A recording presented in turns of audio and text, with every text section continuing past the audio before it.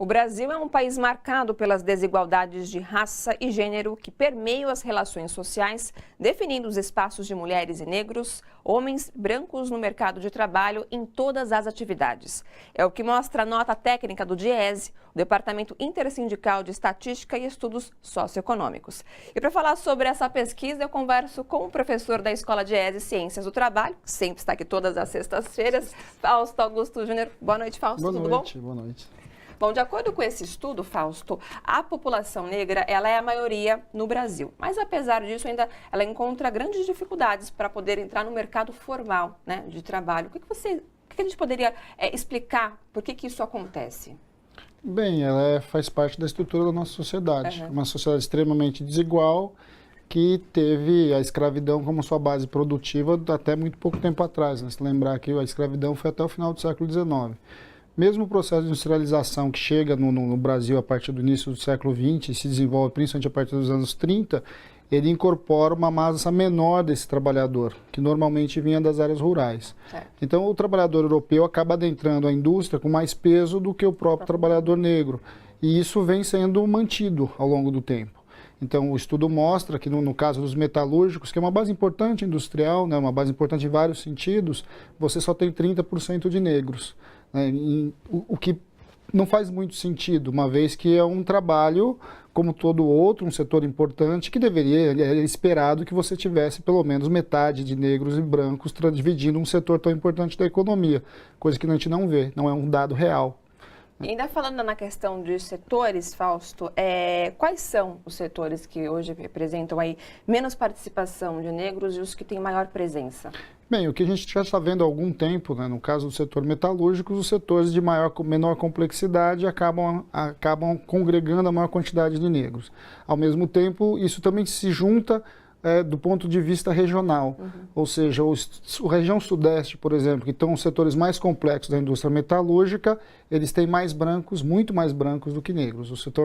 A região nordeste, onde os setores menos complexos da indústria metalúrgica estão organizados, tem maior quantidade de negros. Isso também vai mostrando que a questão da complexidade e da forma como a indústria foi organizada, ela também privilegiou brancos ou negros, a depender da região e da complexidade que está colocada. O que vai deixando cada vez mais claro que a diferença entre brancos e negros ela é estrutural no nosso sistema. Se você não mexer na questão estrutural, você não altera esse processo. Quanto mais complexo é um setor, quanto mais você precisa de mão de obra qualificada e assim sucessivamente, menos oportunidades é dadas aos negros em relação aos brancos. A gente vê nessa nota técnica que também, além dessa questão regional, existe também essa diferença na questão salarial. Isso também é uma coisa bem explícita, né? Sim, isso se reflete. Isso se reflete em vários momentos. Né? Se reflete tanto nas regiões quanto se reflete nos setores. Então é razoável, é normal que os setores mais complexos, os salários sejam mais altos do que os setores menos complexos. Como boa parte dos negros estão nos setores menos complexos, eles ganham menos. Agora, o que chama atenção é quando você olha para o nível ocupacional. As carreiras de maior formação, as carreiras de maior remuneração também não estão com os negros, estão com os brancos. Então também há uma diferença importante na forma da entrada do negro dentro do mercado de trabalho. Ele entra normalmente em cargos menores, em cargos mais subalternos e normalmente com remuneração muito mais baixa. E no caso, mais difícil chegar a um cargo mais superior, por exemplo, como um gerente, enfim. É bem difícil hoje em dia ter a presença de um negro nesses cargos. Sim, isso você vai não só para o setor industrial. Se você for para o setor bancário, por exemplo, você vai ver a mesma coisa. É muito difícil você ter um conjunto grande de negros nos níveis de gerência, por exemplo, em bancos. É muito comum os brancos ascenderem para esses cargos e os negros ficarem nas posições intermediárias ou nas posições mais básicas. Essa é uma característica do nosso mercado. Tem várias explicações para isso. É óbvio que tem a questão do acesso à educação, da possibilidade de você se qualificar mais, da onde você vem, ou seja, o capital cultural que você constrói ao longo da sua vida, mas também não há dúvida que há preconceitos nisso.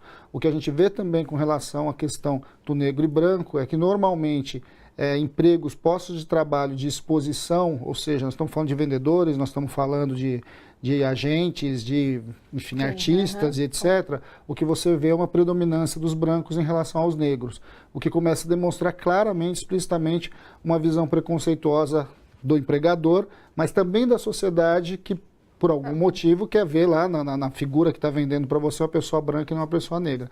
Isso é estrutural da nossa sociedade que precisa ser alterado. Perfeito. Fausto, obrigada mais uma vez pela sua participação. Até a próxima sexta. Na próxima sexta tá a gente vai estar de férias. Fiquei sabendo, então, na volta de janeiro a gente está de volta. Perfeito. Boas férias então, viu, Fausto? Até a próxima.